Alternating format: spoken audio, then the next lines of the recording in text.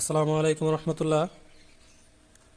রহিম Afroz IPS repairing 350 VA class 3-এ মদিনা ইলেকট্রনিক্সের পক্ষ থেকে সবাইকে স্বাগতম।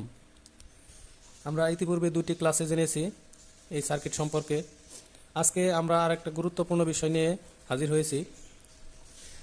সেটা হচ্ছে এই সার্কিটটার ভিতরে অথবা এই আইপিএসের ভিতরে কি কি সমস্যা হয়, কমন কিছু সমস্যা আছে যেগুলো নিয়ে আজকে আমরা খুবই সংক্ষিপ্ত আলোচনা করব। তো সবার বোঝার সুবিধার জন্য এগুলো আমরা একটা ছোট নোট করেছি। এই সার্কিটে মূলত কয়েকটা কিছু কমন সমস্যা আমরা বের করেছি, যেমন চার্জিং সমস্যা হয়, আউটপুটের সমস্যা হয়, আউটপুট আসে না, আইপিএস অনই হয় না অনেক সময়, আর আউটপুটে লোড আপ ডাউন করে বা স্থির থাকে না। তারপর ওভারলোডের সমস্যা আসে, কারেন্ট চলে গেলে ব্যাটারিতে থেকে তখন এসি হয়ে চলবে তা চলে না, আবার ব্যাটারিতে চলে কিন্তু কারেন্টে আবার চলে না, ইন্ডিকেটর সবগুলো বাতি জ্বলে থাকে, কুলিং সিস্টেমে অনেক সময় সমস্যা হয় এবং ট্রান্সফার ভুভু শব্দ হয়। এই সমস্যাগুলো মূলত এই সার্কিটটার ভিতরে হয়ে থাকে। এখন এইগুলো যত সমস্যা আছে সবগুলো আমরা একটা একটা করে আলোচনা করার চেষ্টা করবো ইনশাল্লাহ। তো এক ভিডিওতে যদি আমরা আলোচনা করতে যাই তাহলে আমাদের অনেক সময় লেগে যাবে, সেজন্য আমরা একটা দুইটা তিনটা এরকম করে করে আলোচনা করবো ইনশাল্লাহ। তো আজকে আমরা আলোচনা করব চার্জিং সমস্যাটা কোন জায়গায় থেকে হয় এবং এটার সমাধান আমরা কিভাবে করব। এই থিওরিগুলো শেষ করতে পারলে আমরা প্র্যাকটিক্যালে চলে যাব।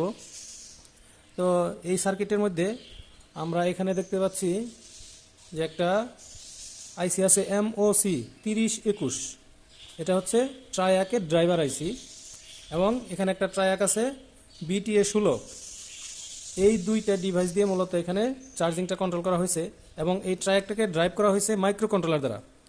মাইক্রো কন্ট্রোলারের 16 নাম্বার পিন, এখানে যদি আমরা 1 নাম্বার ধরি, এখান থেকে যাই এখানে 16 নাম্বার পিন থেকে আমাদের এটা কন্ট্রোল ট্রায়াকের এখানে, এটা হচ্ছে ট্রায়াকের যে লাইন, পজিটিভ লাইন, এইখান থেকে গেছে এখানে একটা 10K রেজিস্টার আছে, রেজিস্টার হয়ে আমাদের 16 নাম্বার পিন, মাইক্রো কন্ট্রোলারের 16 নাম্বার পিন থেকে আমাদের এই চার্জিংটাকে ট্রায়াকের মাধ্যমে কন্ট্রোল করা হয়েছে। তাহলে আমাদের চার্জিংয়ের যদি কোনো সমস্যা হয় আমাদের দেখতে হবে ট্রায়াক খারাপ আছে কিনা, তারপরে MOC 3021 এটা খারাপ আছে কিনা, তবে যে 10K একটা রেজিস্টার আছে এটা খারাপ আছে কিনা। তো এইগুলো যদি খারাপ থাকে তাহলে আমাদের চার্জিংয়ের সমস্যা হবে। চার্জিংয়ের সমস্যা হলে আমরা এই জিনিসগুলো চেক দিলে পেয়ে যাব।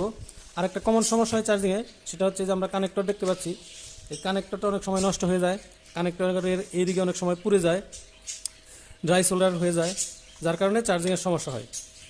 এই অংশটুকু দেখলেই আশা করা যায় চার্জিং সমস্যা আপনারা সমাধান করতে পারবেন।